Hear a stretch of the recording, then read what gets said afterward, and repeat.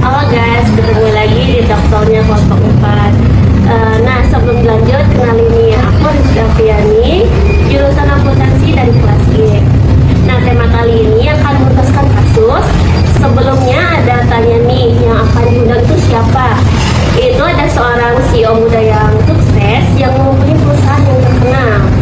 Gak usah basa-basi lagi, kita sambut Eli. Nah, di sini sudah ada CEO muda yang mempunyai perusahaan sukses. Di usia muda yang sebelumnya, kenalin nih Kak, siapa namanya? Ya, terima kasih Rizky. Jadi halo semuanya, kenalin nama aku Elsinia Sari, mahasiswa jurusan akuntansi yang akan jadi pembicara di Talkshow kali ini. Oke, nah makasih ya udah perkenalannya. Sebelumnya nih, gimana awal mulanya kamu menjadi seorang perintis usia muda gitu? Ya, sama-sama. Jadi awal mula aku jadi perintis itu nggak mudah ya. Dari awal aku memiliki modal yang sedikit sampai saat ini. Oke, jadi perjalanan kamu itu nggak mudah ya. Kayak dari awal yang mempunyai modal yang sedikit, terus sampai sekarang itu menjadi sukses. Betul banget. Jadi semuanya itu nggak mudah. Semuanya itu harus ada usaha dulu untuk bisa sukses ya sekarang. Nah ya, aku dengar nih ada kasus menarik nih soal perusahaan yang udah memakai big data gitu. Katanya sih tujuannya buat bisa mendeteksi kesalahan atau buat laporan keuangan gitu ya. Tapi kok katanya malah jadi nggak maksimal gitu. Itu gimana ya? Ya benar banget. Jadi mereka kan udah invest banyak di data. Terus datanya juga kan banyak banget. Nah seharusnya dengan big data pola-pola ada itu bisa langsung tertangkap. Misalnya kayak tiba-tiba ada transaksi yang gede banget atau catatan yang salah, itu bisa jadi tanda keren atau salah input. Cuma masalahnya ternyata sistem mereka belum mampu deteksi hal tersebut. Jadi penipuan dan catatan yang salah itu masih bisa lolos. Nah bahayanya laporan keuangan itu jadi gak akan akurat gitu.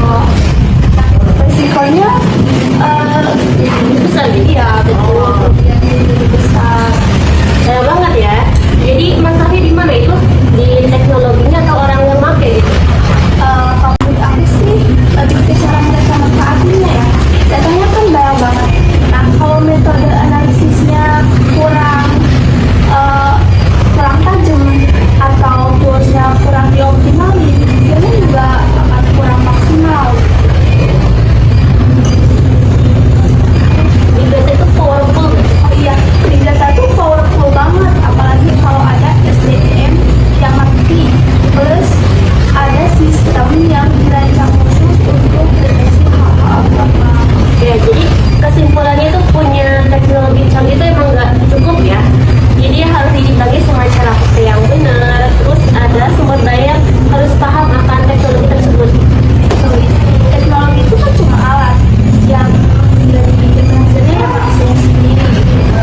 Nah kalau udah sempat big data tuh bisa jadi senjata yang ampuh banget buat menjaga laporan keuangan supaya tetap aman dan juga transparan. Oke, baik. Nah, mungkin begitu ya guys buat mengenai kasus kali ini. Semoga laporan keuangan kalian itu bisa dijaga dengan baik agar tidak ada kayak penipuan gitu.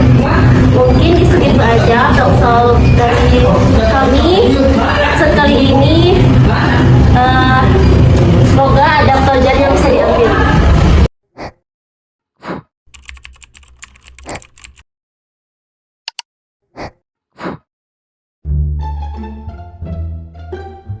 Tahukah kamu bahwa lebih dari 2,5 miliar gigabyte data dari seluruh dunia diciptakan setiap harinya? Data sebanyak itu jika ditampung dalam micro SD berukuran 32 GB yang cuma segede kuku jempol akan memerlukan 7.125.000 micro SD dan akan memakan tempat sebanyak 5.157 kolam renang sedalam 2 meter setiap harinya. Saking banyak, beragam, dan cepatnya data-data ini terbentuk sampai-sampai sistem komputer dan perangkat lunak konvensional tidak mampu lagi untuk mengolahnya. Kumpulan data ini disebut sebagai Big Data. Selamat datang di channel Belajar Statistik. Aku punya banyak video, gambar, dan dokumen di laptop. Apa itu juga bisa disebut big data? Istilah big data digunakan jika kumpulan data tersebut, baik yang terstruktur maupun yang tidak terstruktur, memiliki karakteristik tertentu dari segi volume, velocity, dan variety.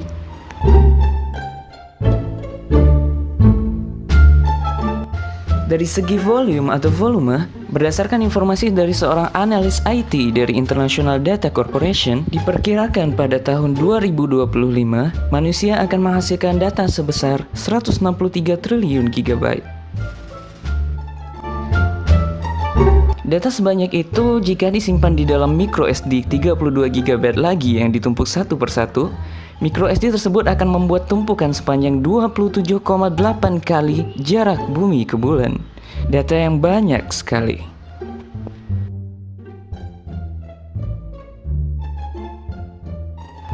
Dari informasi yang dirilis oleh Data Never Sleep 6.0, terdapat 3,8 juta pencarian di Google, 49,3 ribu foto yang diupload ke Instagram, dan 4,3 juta stream video di YouTube.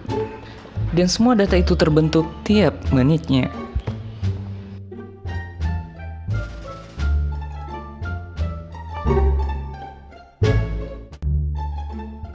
Tipe-tipe data yang dihasilkan big data sangatlah beragam. Data-data tersebut dapat berupa teks, email, video, audio, dokumen, dan lain-lain.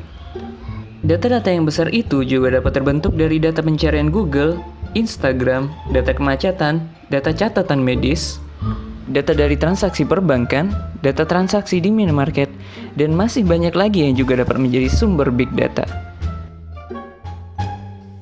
Terus, bagaimana memanfaatkannya? Jawabannya, Big Data Analysis.